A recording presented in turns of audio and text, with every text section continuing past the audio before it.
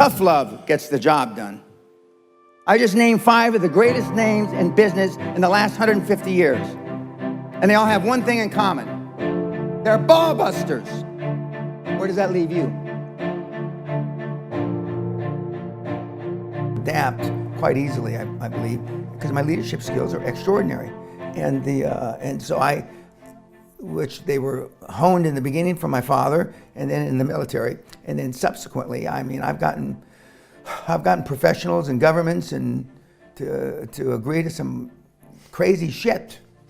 And that's why when I've been partners with the Israeli government, the Kuwaiti government, the British government, the Canadian government, the German government, the Mexican government, the United States government, I'm leaving off a couple. I mean, and the governments need me like they need AIDS. Both my youngest boy and my daughter be the first to the building and last to leave. My daughter said, that's the maintenance guys. You're not listening to me.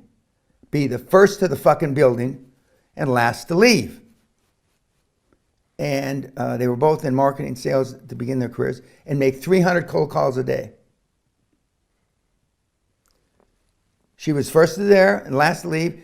And the chairman, oh, who's that light? Who is that? The president, the managing, who is that person there? 300 phone calls. They both led the nation in sales. And when I talked to her over Thanksgiving, where are you going to over Thanksgiving? I was going to go see her brother, but it's 9-hour drive each way. And I've got to have this stuff done, so I'm going to work through Thanksgiving, and so I can have it on my boss's desk on Monday morning. Because they saw me. Yeah. Kids don't do what you tell them to do. They do what they see you do. Jack Welch, arguably the greatest CEO in the history of the world, who managed in General Electric for 25 years. He said there is no work-life balance. There are work-life challenges. And we make decisions and we live with them. Do you think Elon Musk has work-life balance? No.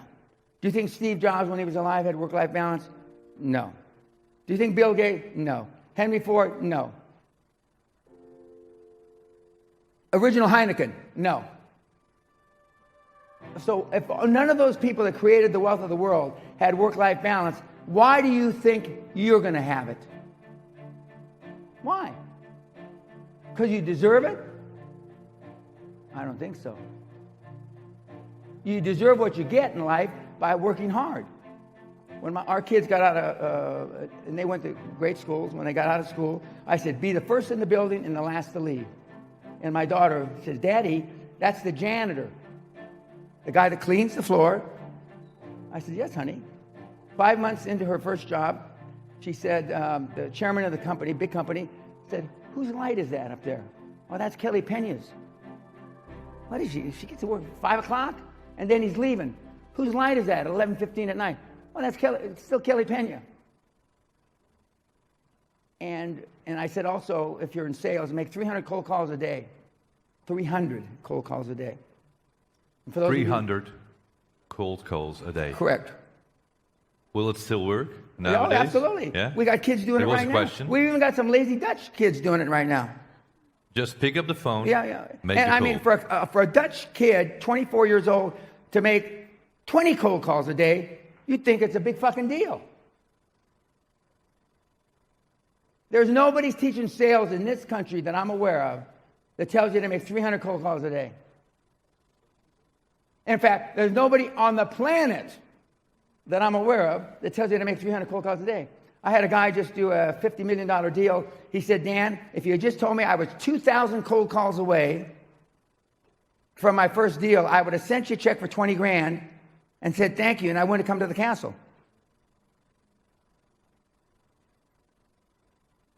Where's the fun part in your life? I'm having fun right now. I love what I do. Most of you in this audience don't like what you do. That's why, with the greatest respect, that's why Michael can help you.